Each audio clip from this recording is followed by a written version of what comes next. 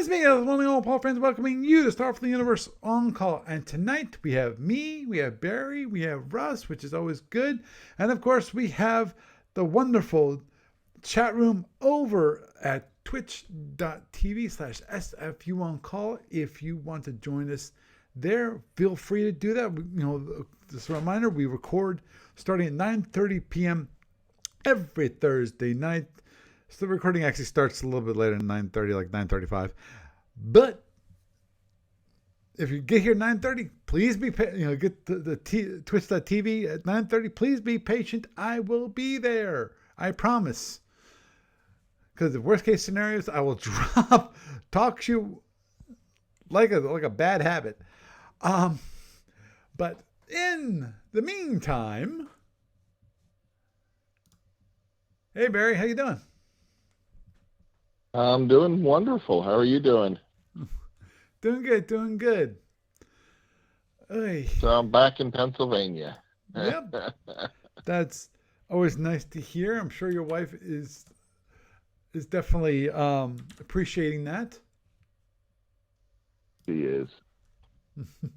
Yep. How long is the honey-do list? She is. Not too bad. Not too bad.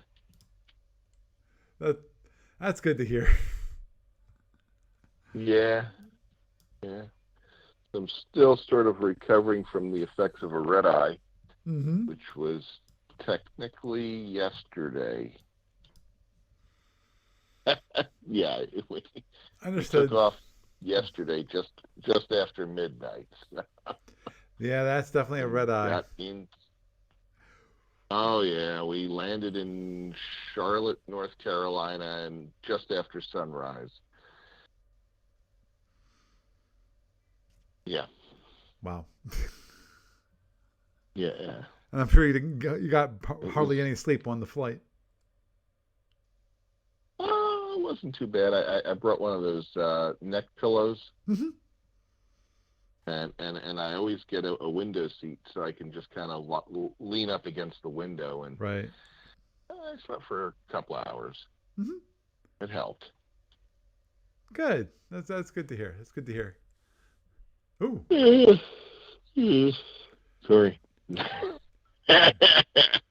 clue who that is. Yeah. And I head back to California Monday, but then I fly back to Pennsylvania on Friday. So, and then the following Monday I fly down to Georgia. Oh. It's like, quick to say, rabbit.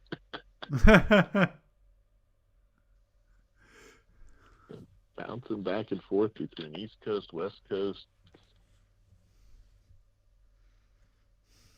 So, I am looking at the Nicozian Concordance, and I don't know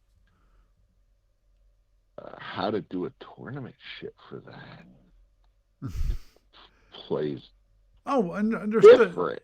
Yeah, I saw the comments from that you sent me from Ken, Mr. Burnside, about the Nicozians saying that basically they're one trick pony. Is what he's describing. Yeah. There's one tactic that they can play, and if someone can go against those tactics, if they have something that can be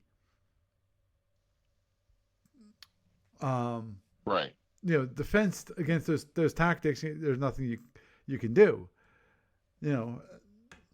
Right. Yeah. It's actually a very low power ship. Right. With 16 warp and 14 other power. Yep. I'm assuming the heavy cruiser. So that's. Look at that. Yeah. That's not. Where's the heavy cruiser? That's 30 total power. Yep. Actually, that's not too bad. It's 30 power, considering that really it's. What? Did you look at the turn mode? It's turn not as mode. bad as it looks. Okay. H for the heavy. Yeah. I know, but it's not as bad as it sounds, because remember that speed 16 is what you use for your turn mode, is really speed 32. Right. That is true. So, yeah. So, let's say you're going speed 11, which is really speed 22. Then your turn mode's 4. It's Right. a little worse than D, but it's not as bad as E. Right.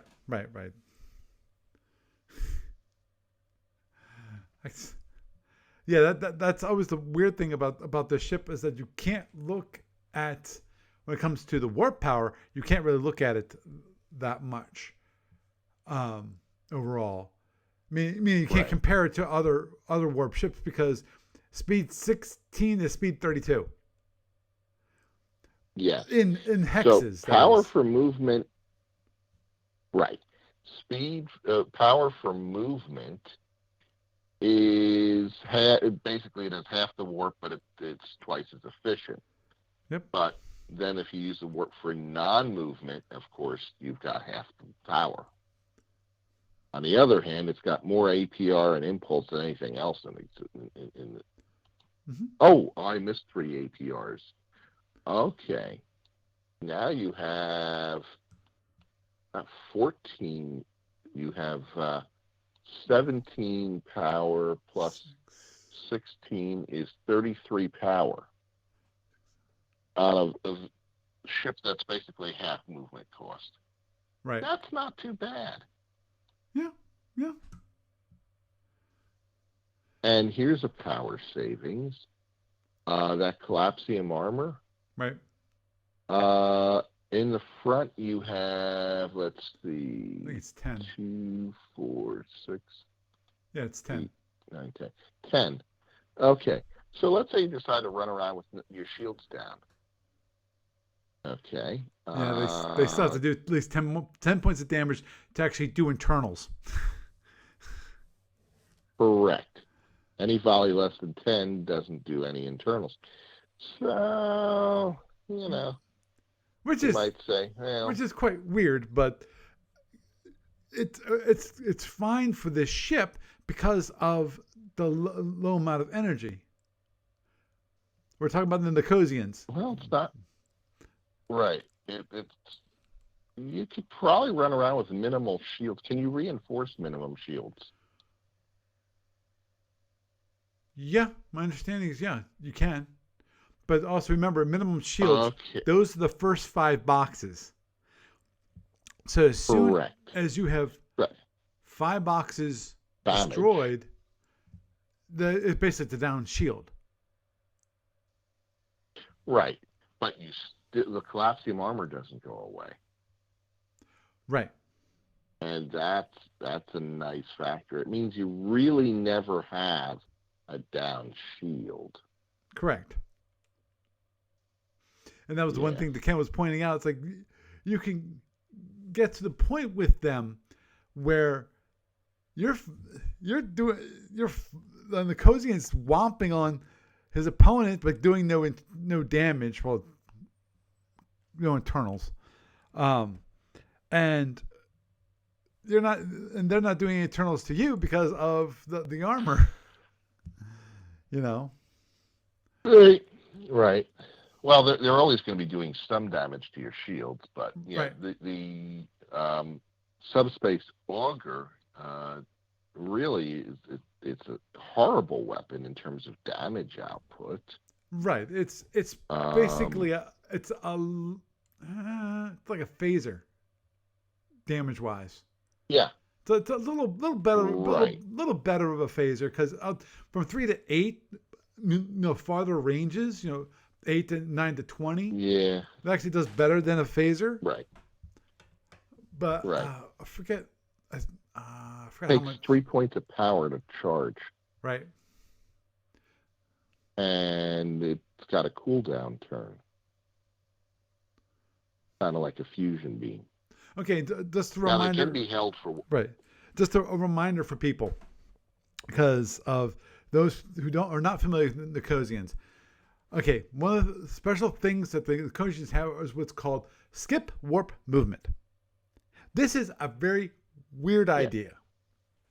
Which is one of the reasons why I kind of like it. So because it's totally different. Different. Yes. Instead of you have to move every single hex, basically you jump every other you jump every other hex. Right. Yeah. Is what you're doing. So, so you pay for 10, speed of 10. You're actually moving at a rate of speed of 20. Now, right. But you're because you're going speed 10, your turn mode is determined on how much you paid for. So you have what's known as practical speed and skip speed. Right. So if I pay for 10 movement, my practical speed is 10. That means my turn mode is based on I've moved so many hexes or I've moved so many times. Right. So let's say I'm moving, my practical speed's 10. That means that actually my turn mode still sucks because I've got to move 4 times to satisfy my turn mode, but that's really 8 hexes of movement. So an 8 hex turn mode is D10 or worse. So this ship does not turn at all. Yeah. So truly H is H.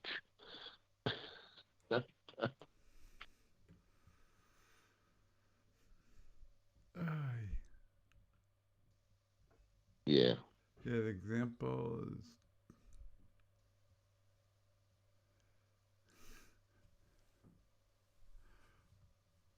right. And you start skip move is destination turn. Right. Now, the way skip works, skip is when it's my turn to move, I move 2 hexes. The first one, I have to move straight. Mm-hmm. No slips, no turns. And the second movement, I get to slip or turn if my turn mode is satisfied. And if I'm using skip mode warp, I cannot do a high energy turn at all. Now I can turn off skip warp, which means that I'm now basically, I've got very little warp and I'm not more efficient, but now I can do a high energy turn. Yeah, but deactivation. Skip mode can be activated, deactivated for any unit. Okay, you can change the movement modes in mid-turn. Must specify as well the speed and make the announcement on the impulse prior to change, basically like a mid-turn speed change. Right. So I figured you can change it every 8 impulses or so. Take a look. See. Yeah. 8 impulses. Yeah. If I need to turn, I might want to turn off the skip mode, high energy turn, and then turn it back on, which takes a while. Right. Now, for tournament play, I don't know. It's got 2 special sensors. Right. They just say, nah, we don't use them, or don't know. Because for a tournament, the question would be, there's 2 ways of solving the issue, in my mind, the special sensors. One, replace them.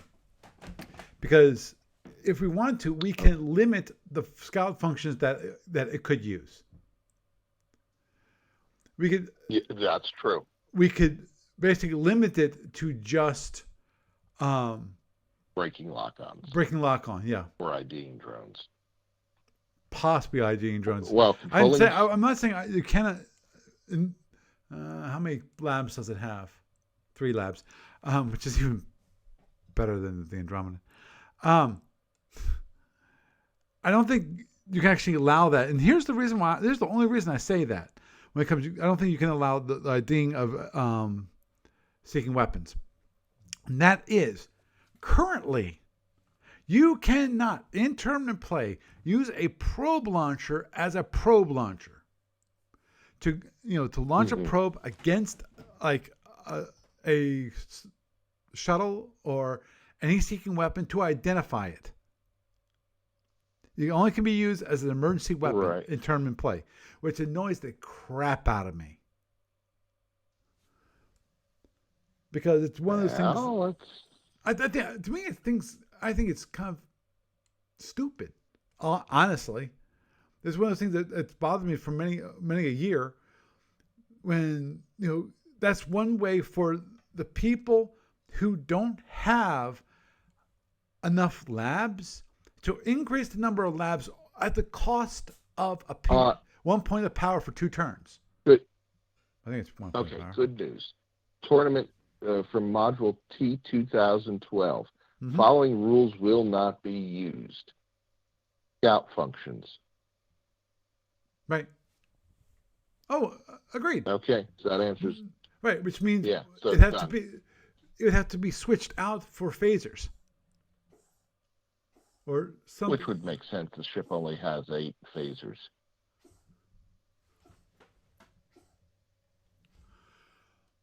Yeah. And those phasers are pulse phasers, which can be either fired as a single P2 or a pair of P3s, which is That doesn't sound... I don't think that's right. I thought the pulse phase you can fire as 2 phaser 2s. No. A single phaser 2 or 2 P3s. Firing. Each pulse phase you can fire either the phaser or... Yeah, right. You're right. I'm thinking of something else then. Yeah. Now, here's an interesting thing going back to skip warp. It breaks tractors. Wow. So, let's say I've got a practical speed of 10, and you tractor me. Now I have a pseudo speed of 5. So, the next time 5 moves, you break the tractor. I break the tractor. As long as you have skip warp enabled at that point. Correct. And I think if the other ship moves, that breaks the tractor too. No. It doesn't matter whether I'm tractoring you or you're tractoring me. The moment I do skip movement, the tractor broken. Wow. So it's not as bad as it sounds. Right. Well, to me, that's great for those situations where being tractored can cause a lot of damage. Yeah. Yes. So if I can anchor, let's say somebody's going at skip speed 10. Okay. Or let's say they're going skip speed 8, which would be speed 16. Okay, which is not unreasonable. And you tractor them. Now their pseudo speed is 4. Right. That means they can go a whole 8 impulse, depending. It might be in a whole 8 impulses before they get to break the tractor. In 8 impulses, you can take a lot of things can happen. So now, on the other hand, if you say, okay, I'm going to do a mid-turn speed change, I can probably finagle that I'm going to move a little bit sooner to break the tractor, but it's certainly something. It's a weird dynamic. The other thing is you can skip over webs. Oh, jeez. Yeah. I know. Oh, Lord have mercy. Oh, oh man. That definitely provides a very interesting dilemma for the Tholians. Tholians. Because they And have also for the Androm. someone who actually can jump over their webs and basically go right through them. Right. Now, this is a ship that really can't turn, and it can't shoot through the webs. I mean, Right. but it can jump the webs. Right. Yeah. Now, obviously, you got to be careful about that because the webs are a double-edged sword for the Tholian in that, yes, it protects them, but also they can't fire their disruptors through the web either. Right. So, yeah. And of course, skip missiles can jump a web too. oh, oh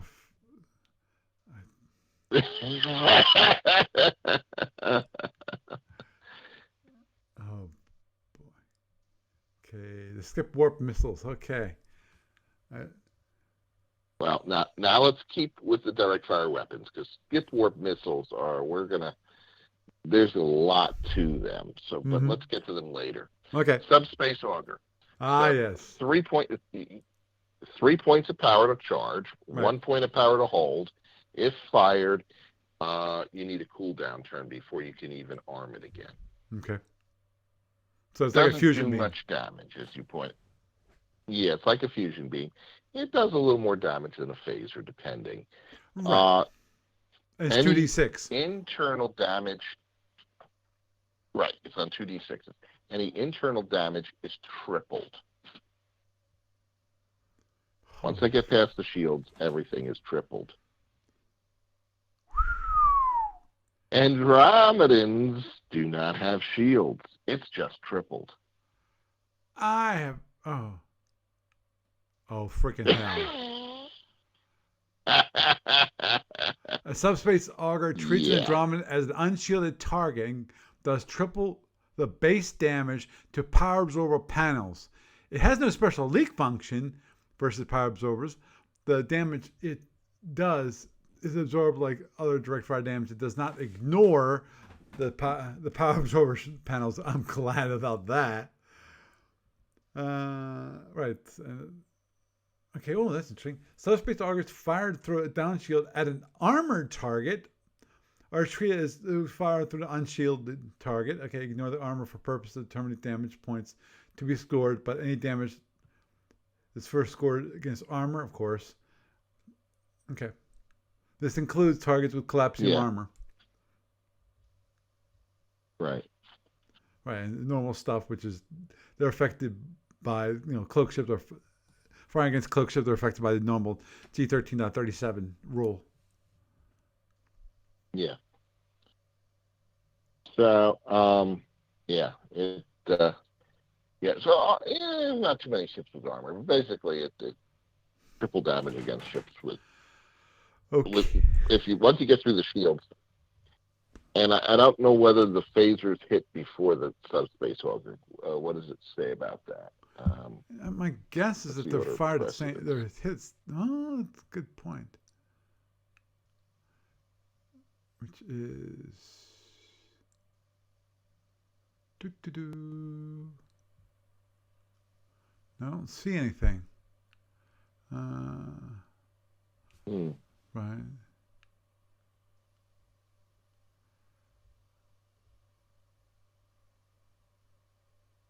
Yeah, it doesn't say anything about if it's fired with other weapons. Right. But, when is the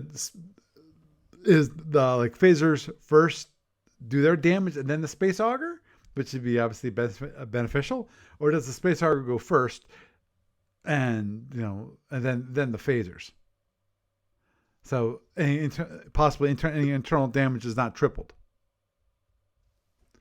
Yeah, it doesn't say. Well, this is still basically a play test. It's a playtest module, so that's Right. That's one of those rules that would have to be They, added. they didn't. They didn't. They didn't specify it. Right.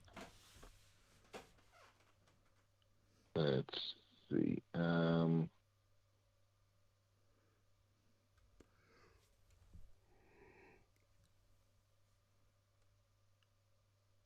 Yeah. Yeah.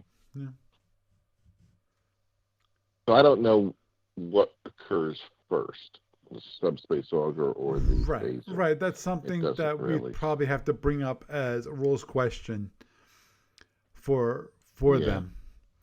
My guess off the top of my head is that space auger is considered last. That's my guess. That would make sense. Right. Exactly. That would. Yeah. Okay. And then the missiles. Yep. So you have their heavy cruiser has the missiles have firing arcs. So you have 2 on the left side, 2 on the right side. Right. There are 8 missiles in a rack. Okay. We're going to assume that there's no reloads. And you can fire 1 missile per rack per turn. There's 2 types of missiles, and we don't know what missiles we're going to use for the ship. There's a missile frame, and there's 2 types of frames. One's a skip speed 20, right, and a duration of 6 turns. Well, skips 20 means that it moves at speed 20. The sprint missiles have a skip 40 speed, so they move 40 hexes per turn. Dang. Yeah. And missile guidance, they have a max range of 50, not 35. So I don't know, do we want to do all of the long range ones and then say 2 of the fasties per scenario? Probably. We probably start, at least that's where we'd start. Yeah. Now, warheads. Yeah. Oh, and let's see.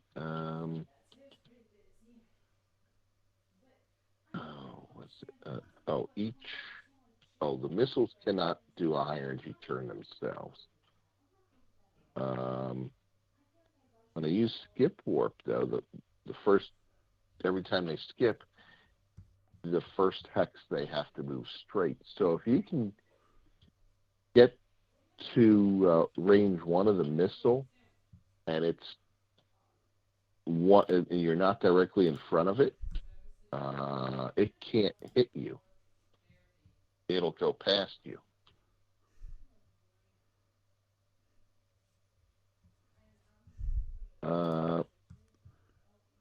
And it can't change movement modes. Right. So it's always skip. Or always standard. Oh, wow. You could launch it as a standard.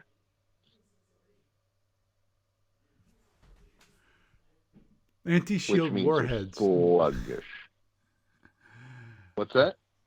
The primary warhead used by the Nicozians on their missiles, the anti-shield warhead used a burst of electronic magnetic force to batter down shields.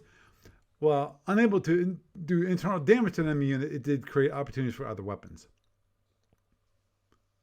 Yeah, it does 16 points of shield damage. And oh, by the way, the missile frame itself takes 5 points to destroy. So it's a little heavier than a standard drone. And there's no large versions. But yeah, the anti-shield one does 16 points of damage. Shield damage. Right. Which is a nice thing because now your subspace augers pair well with that. Yep. Well, that seems to be the thinking when it comes to tactics. You pummel your opponent with the missiles, and then you come follow it up with the space augers. Right.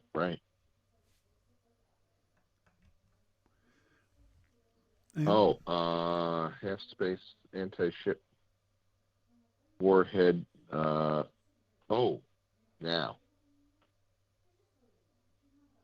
50%. You can have a split warhead, so you can have 8 points of payload shield damage.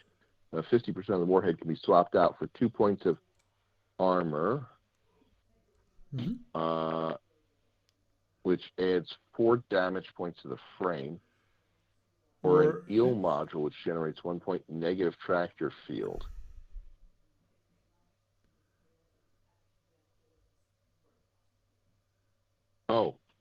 Anti-shield missiles will do 2 points of degradation to an Andromeda. Yeah. We'll fill it with which no energy. Is correct. It won't. Yeah. See? It won't do any damage. Right.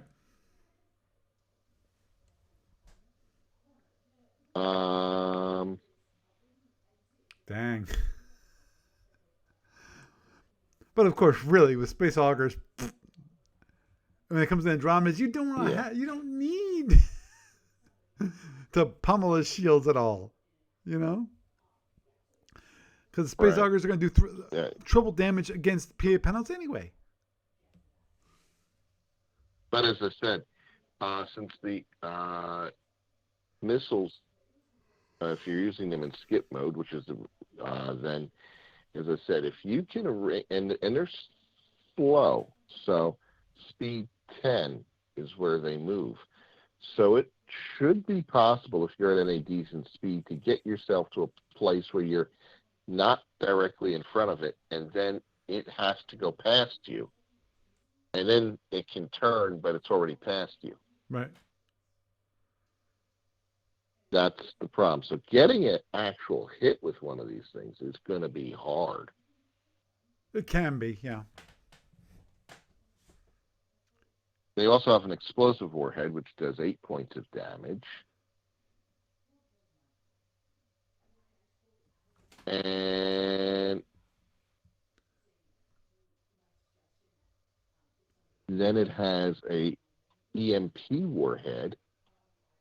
Does no damage to the target.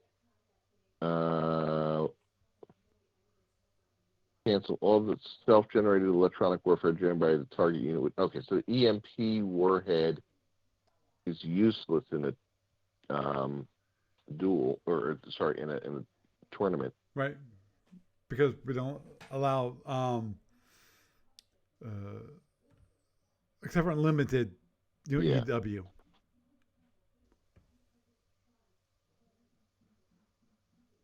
The probe warhead, more akin to the Galactic Power Stingray or Swordfish drone than is to the probe. Probe missile is launched at its target as a Stingray bus vehicle using all the save that instead of launching a type dogfight drone, it fires a probe. Okay. Okay, Barry, let's go back to the EMP just for a moment. Yeah. In that one thing I just read might make it not illegal. Oh, against weasels? Against weasels. Because imagine this. Yes. Imagine having an EMP fast drone, fast skip warp missile, sorry, and a slow. Actually, the problem is that it will, because it avoids the weasel.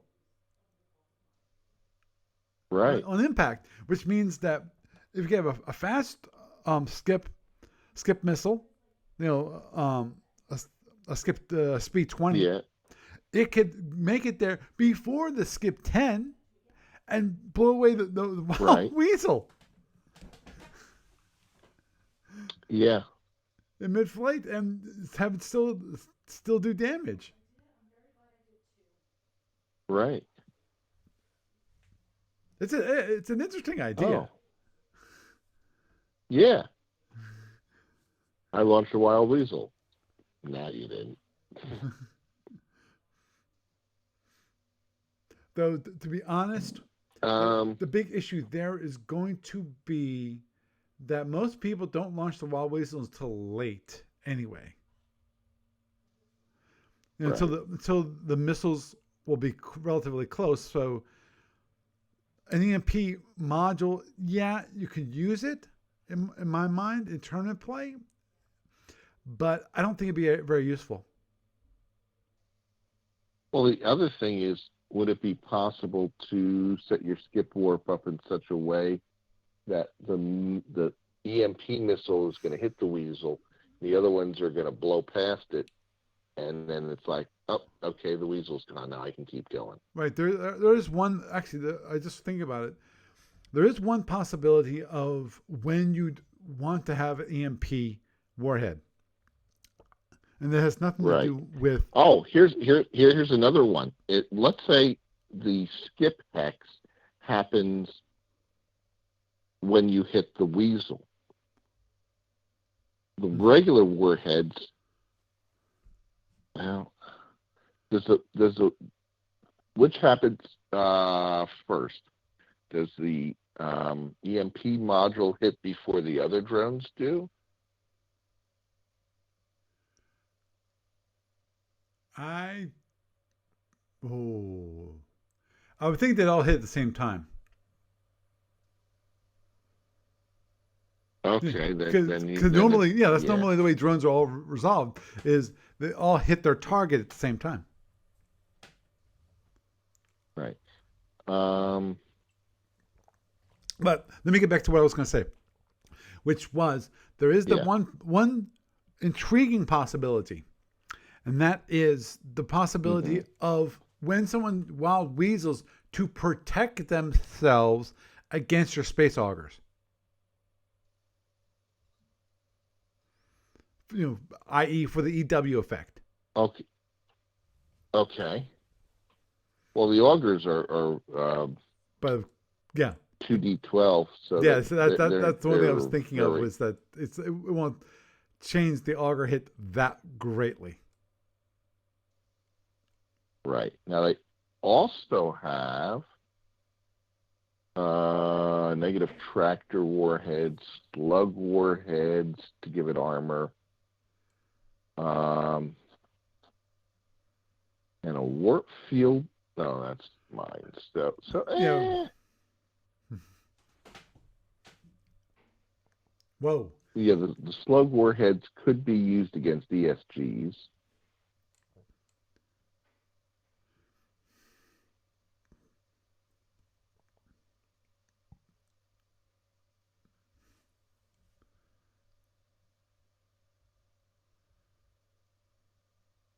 That would be interesting to use, though.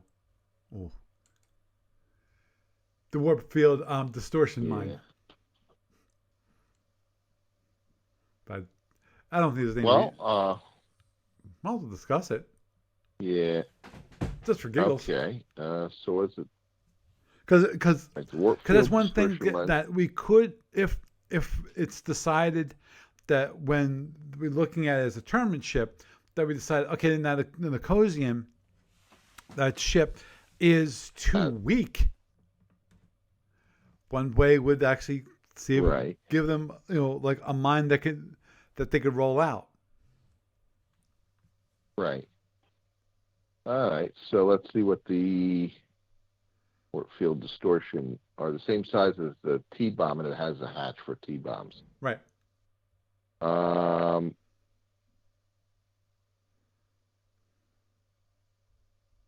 Let's see. Wow. Warp field can be dropped out the hatch or laid in the same manner as T-bomb using, When warp triggered, field distortion mines laid by transporters. When triggered, a warp field distortion mine pulls every object using warp energy for movement within a 3 hex radius closer to the hex the mine is located. The radius is referred to as the effective radius. Units pulled or moved at the rate of 1 hex per impulse during the involuntary.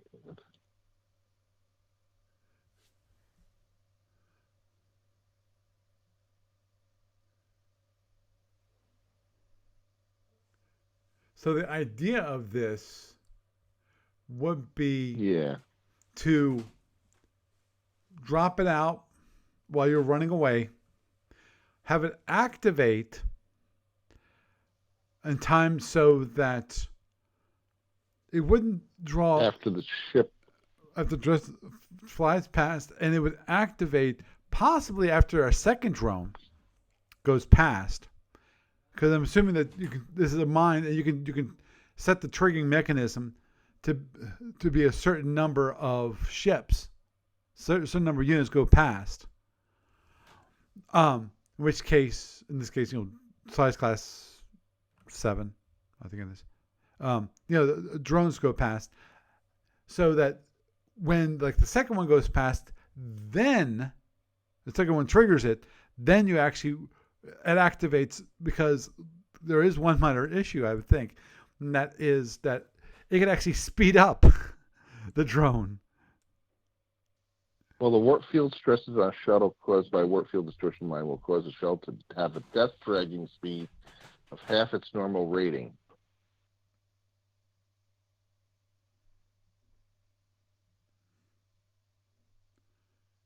Well, warp field distortion mines damage units enter their hex. Shuttle's mines are destroyed when they enter. Wow. When they enter the hex of the warp field distortion mine.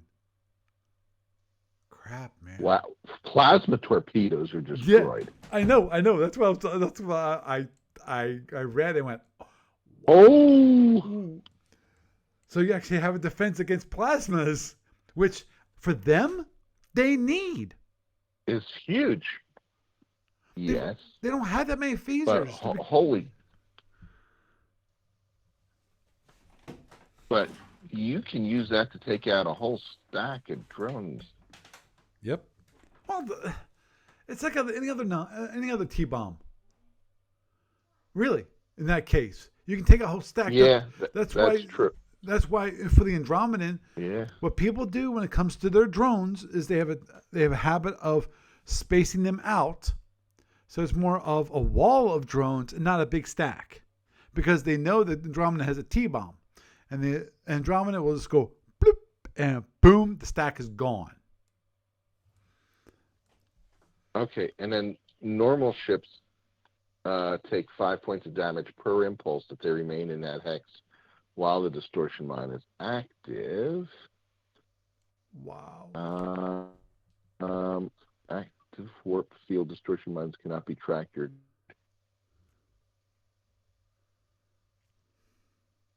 How long do they stay active? Yeah, that's the one wondering myself.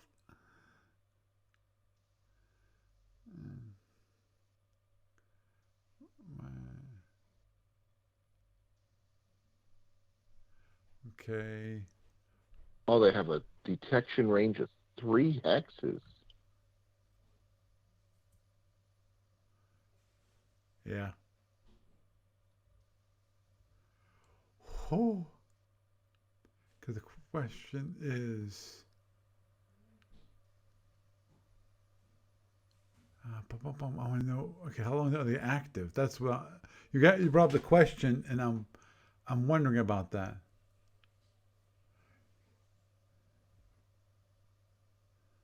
Right, they're triggered, and then.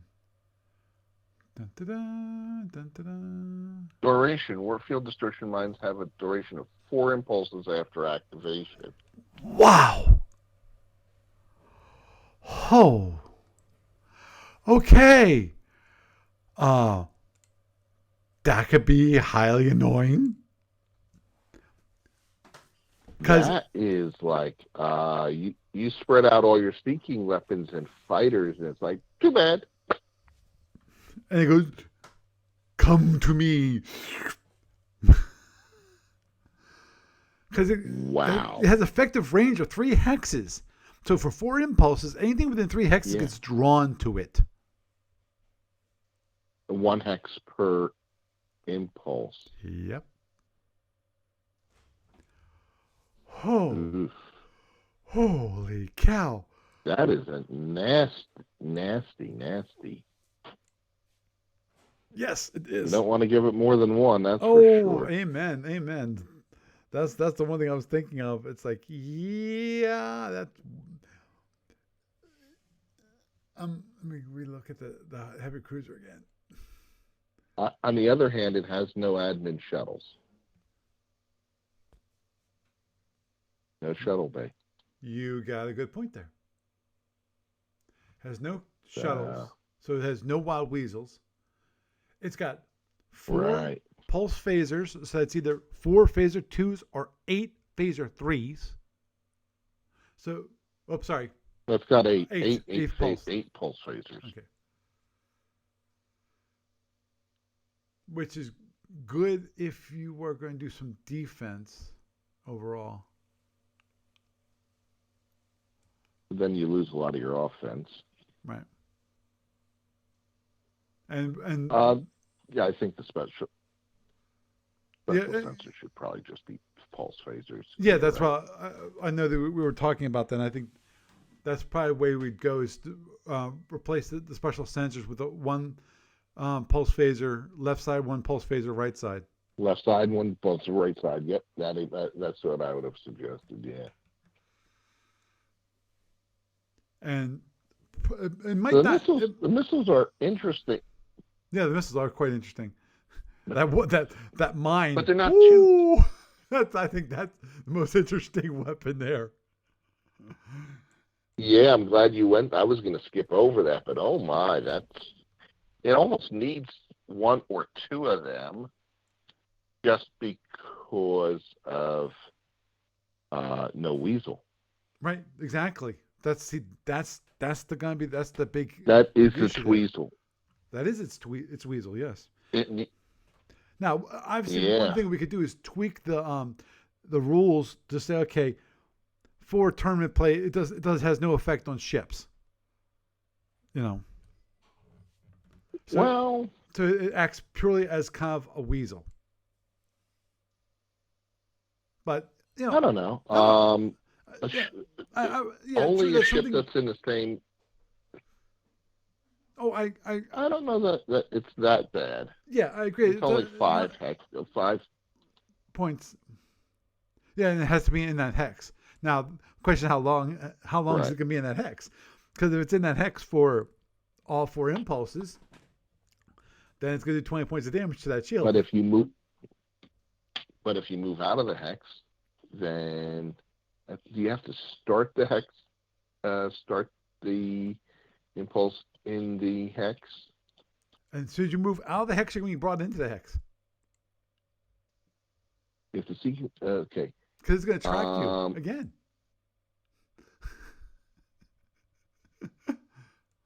But Warfield distortion mines damage units that enter their hex when active.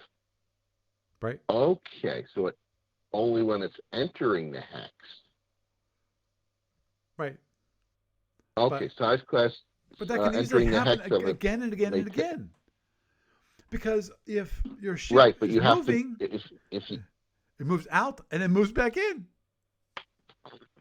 Mm-hmm. But if you don't move that impulse, you don't get damaged. Right. So if you're going slower, then yeah. But right, and let's say you give it 2, which is a reasonable number. Mm-hmm.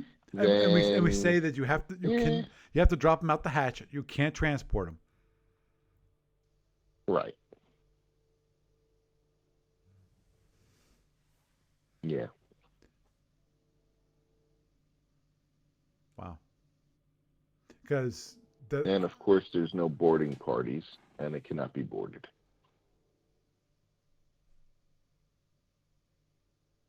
Wow. The ship itself is physically the size of a drone. Wow. Did not realize that. What's that? I didn't realize they were that small. Well, the crew, they said, were the size of a grain of sand. Damn. Well, it's basically the ship and the crew are all made of neutronium. Right. So.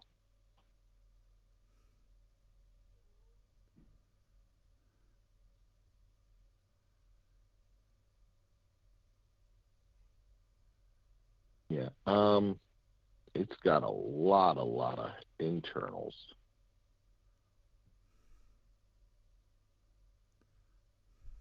You got 6 rear hull,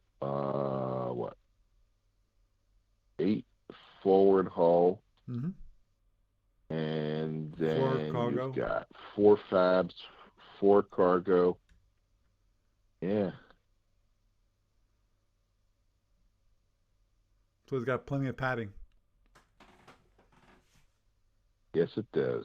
And it's 5 control spaces. Mm-hmm. Which is decent. No flag. Right. Has emergency and Got aux 3 and 3 bridge. transporters. Yeah. Yeah. 3 transport. What's going to use? We can't do hit and run raids. Well, I think they're for T-bombs. I don't Right. know.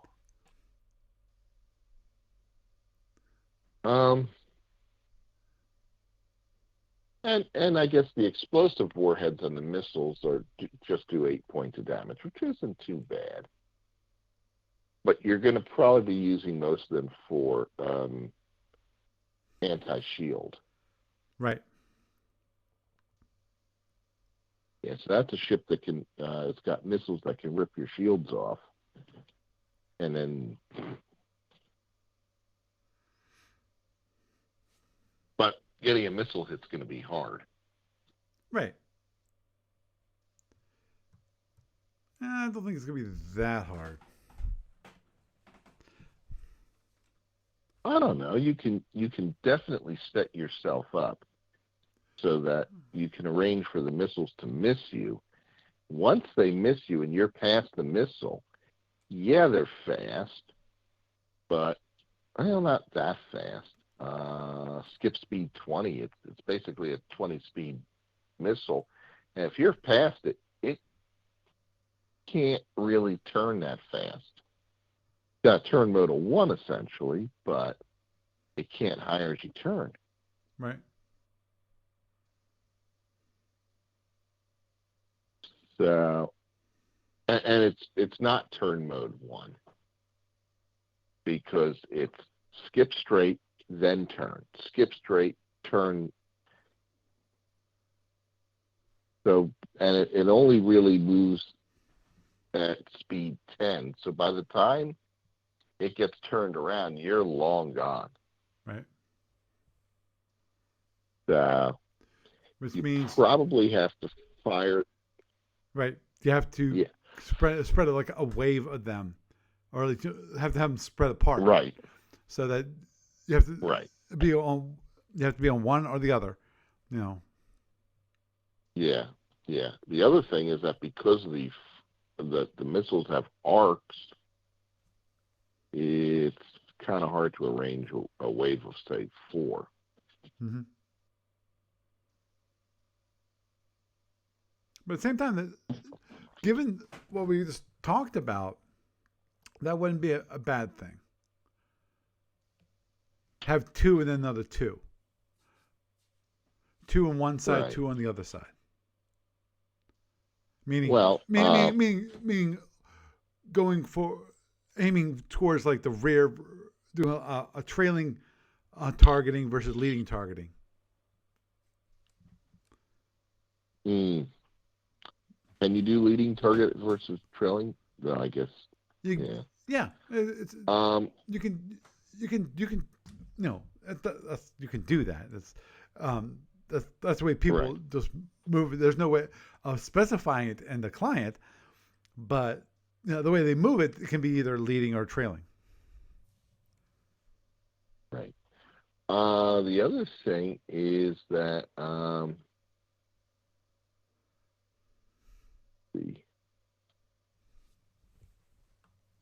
Nicozian missiles use the procedure in F2.5 for mutual impacts. Most Nicozian missiles cannot damage drones, exception FD 95.0. 95.0 is, the explosive warhead. Okay.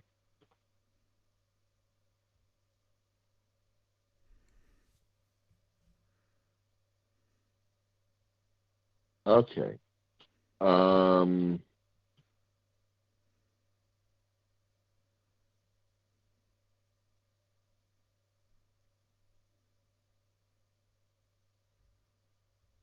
Drones damage damage missiles per FD 1.562 is modified by FD 93.36. Yeah, that obviously that's one thing I was just thinking about, which is with the missiles, we'd have to figure out, okay, what are the valid types? Because even with regular drones, you have limited options when it comes to what you can trade out. Damaging missiles. The Nicozian skip warp missiles are made out of collapsed matter and thus very hard to damage. The entire amount of damage, 5 points, needed to destroy the missile must be applied during one step in the sequence of play. Damage during movement, resolution of direct fire weapons. If there's not enough damage scored to destroy the missile, none of the damage is applied. Okay. So you have to do 5 points, ADDs, at least 5 points ADDs. of damage at one shot. Right. ADDs don't damage it.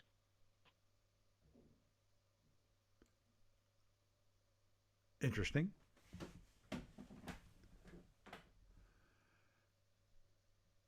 Dang, man.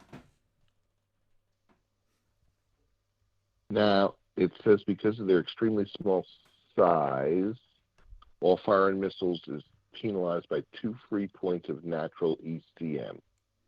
This would not apply to missiles used by galactic powers. I have not looked at it. Did not realize there was. Barry, just a real quick thing.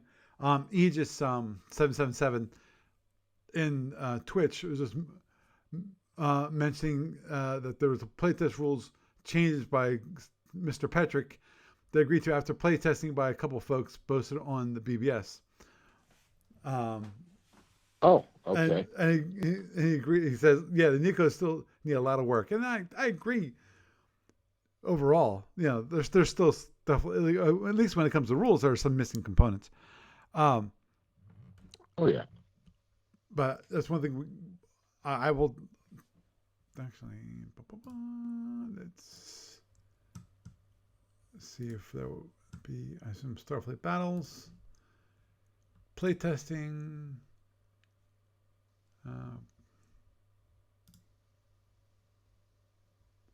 Okay, I don't see anything for those. Okay. Aegis, do you know where it is located? What's this? I am, because he said that there was Steve Per's main poster. Aegis was just mentioning that there's a post about it on the discussion board, and I don't at the moment I've not found it yet. I'm looking at it. I went to playtesting, and it's like, no, it's not in playtesting. Playtesting Death Probe, no. For playtest. Is there a search function in the? Yeah, there is a search function.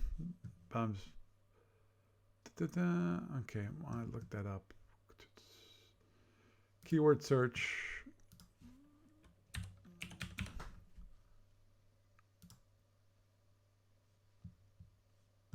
Oh, there it is. R is what I'm looking for.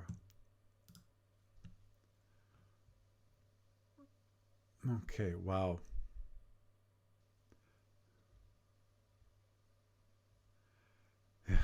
Back in May, when now playtesting the Nicos.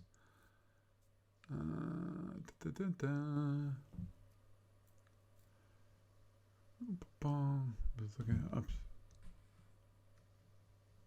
Okay, I'm just looking to see if there's anything from. There's enough at this point that I'm probably going to adopt the revisions on the design Nicozian ships, reducing armor, strengthening the shields, and take a look at modifying the heavy weapons. So they're looking into modifying the space auger. Well, he said they're mentioned. Yeah. There looks like there's a playtest report here, and some post for some observations. But at the same time, Patrick said he was going to review changing things, so he's not actually has not updated the rules. That's the way I see it.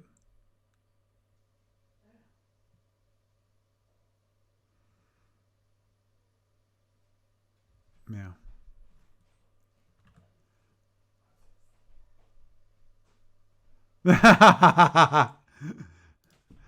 Yes, Mad Cow. Mad Cow said that, and since they're only the size of a grain of sand, only Horton the elephant can hear them. Oh, God. Oh, yes, I got the reference. It's yeah, been a while since I read that book. Oh, yeah.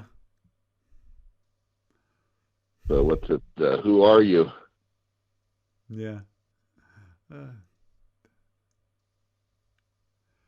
Yeah, I see the I see the postings. Yeah. Just I don't see.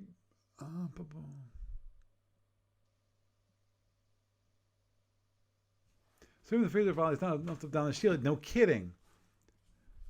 Okay, this is actually one of the questions we had. Okay.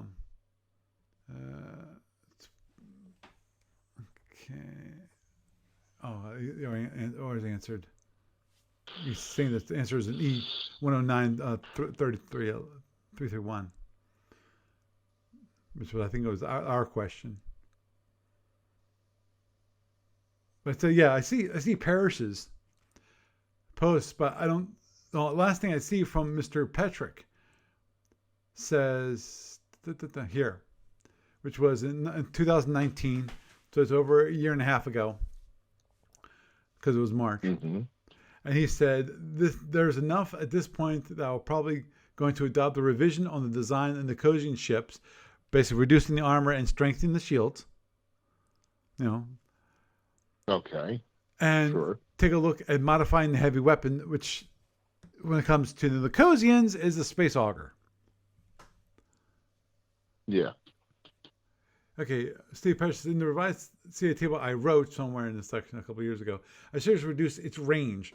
Besides giving it an overload function at close range, the reduced range of SA should help the Nico's enemies, and I would like to try all this myself, but I haven't had a chance to play SFB in months, and this was back in 2017.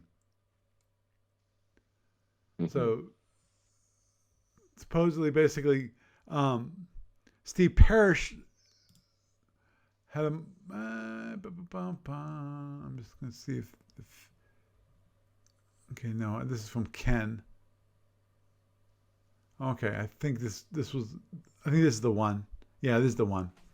Ken Kazansky came up with a better formatted. I'm assuming, because it says here's your table replying to Stephen Parrish using the website's format, and it definitely shows things toned down a bit. And I'm assuming these are standard versus overload is what I'm thinking. Let's go back one, and then let's go to the May 2014. Oh, there it is. Okay. Not that great. But I'm trying to understand it.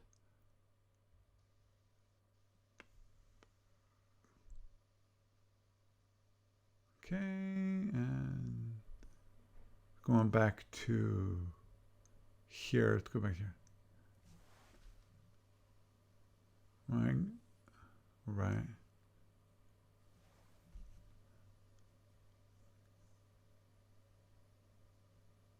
Yeah, I agree with you about the Nico's needing the advantage of the jump break from the Gorn Anchor, though Dennis disagrees. We are taking a break from Nico's for a while, though I hope we can do more testing before too long. This was back in May of 2014. But Yeah. I'd have to look further into this because of, as was mentioned before, he was Steve Parrish was thinking of modifying. Ease was, as we were mentioning, Ease was saying the Nico missile movement needed to be changed too. Kevin Burnside even chimed in at one point. Which it's possible I haven't had time to actually look through this because I didn't know that this existed. The main reason I came up with the Nicozians at the beginning, to be honest, is because of I want to discuss the Nicozians because actually I was starting to implement some of the features into online client. In this case, the Collapsium armor, at least how the Collapsium armor works into the client. Right. So that no, at least that part is implemented. Now, obviously, weapons damage can easily be modified quickly because that's not hard coded into the client. Yeah, it has. There's the nicety of the table, so you can click on the damage and it will automatically calculate the damage for you. But if you're playtesting, as long as everyone agrees what the tables are, then there's no issue about what damage is because it's not directly tied in to this is how much this is your rolls, this is how much damage you did, and now it's gonna go roll the internals. Totally different thing. So anyhow, the cousin that look quite interesting. Oops, I'm just about to do something really bad. Okay. Have a little power strip right here by my feet. Bad place for it. But anyway, he just mentioned how we were hoping that Petrick would get Petrick to finish them and formally publish them as a new race, as a new empire. Actually, the Nicozians themselves are probably a race and an empire. Yeah. Right. Well, I know that Ken basically said that they're not too balanced and one-trick ponies. Yeah, but at the same time, we got other empires in the Omegas, which are pretty much one-trick ponies, too. Yeah, I know. So I agree. Yeah. What's the issue with that? You're right. You're right. None. But none. Yeah, I think we both agree when it comes to Nico missile movement, they need to be able, in my mind, they need to be able to hit. Like any other seeking weapon. Or what? Yeah. Or they need to be able to change from skip to non-skip. Yeah, that's a tough one though.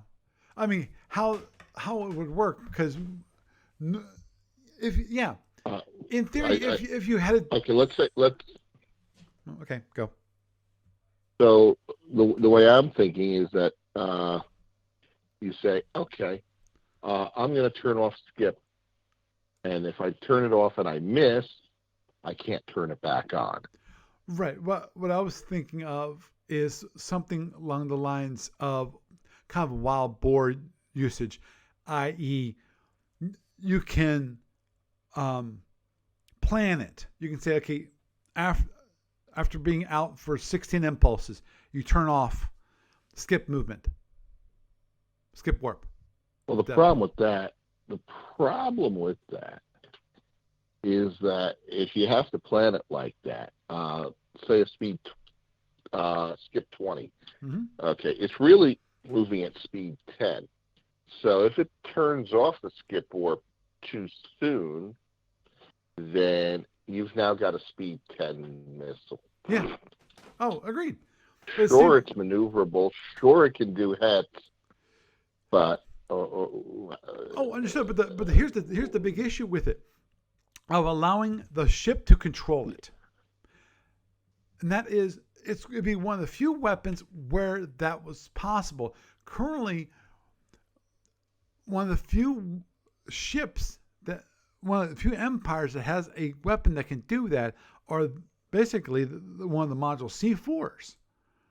The training ones, which is the sharks, right? Shark hunters. Mm-hmm. They actually, they have the fly-by-wire missiles. Yeah.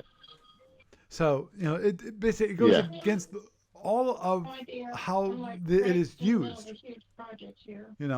So it sounds like you're about to get busy with your wife. So I'll let you go now. Okay.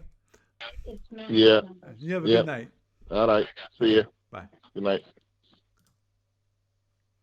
So, had a nice discussion about the Nicozians. Yes, I will check on that. As I mentioned a little bit earlier, I am going to be adding them into the client. Actually, there was a bug in the client that I needed to fix, so that the person who was doing the Nicozian ships can actually have it enabled. And I've got a number of features that I'm trying to get implemented. Some for the new ship definitions, and the people working on them. Some which I've added, which are some nice things. At least one of them. I got to look at some other feature, which is currently the targets. Some of the targets are actually the like this, the slip, slip counters and the turn mode counters. Those are there, and they should not be in the target list. I did add a filter to a client so that you can say, only the ships that are unmoved. So you can use it as your kind of unmoved list, so that you know when you've moved all your ships, or all the ships are moved. So that'll be something nice to be. Yep. Understood. Just I agree that obviously I think part of that is that someone has to start posting. We have to get some more play tests in, and if I can get if I can put out this feature into the client and have some more play tests occurring, maybe we can get more interest. I think that'd be great to have more interest on the Nicozians, because they look actually a really interesting empire. I like the weapons. Lord knows I love the warp field mine. I think that's an awesome weapon, and definitely needed. As we pointed out, I think that's a kind of a critical weapon needed when you don't have wild weasels. Which is, since they're such small ships, I'm sorry, I have a hard time imagining that. Because they're the actual people are like grains of rice. Their ships aren't going to be that big either, compared to one of these huge ships, for the Federation or for the Hydras or whatever. Scale wise, it's going to be like have this tiny little ship, probably like this big, and it's going to do all this damage. They go, what the heck's that? Oh, it's just somebody's toy. And he starts firing weapons. They go, what the heck's going on? That toy is pretty powerful. So anyhow, I'll end with that. And with that, I am Paul Franz, and I bid you a good night.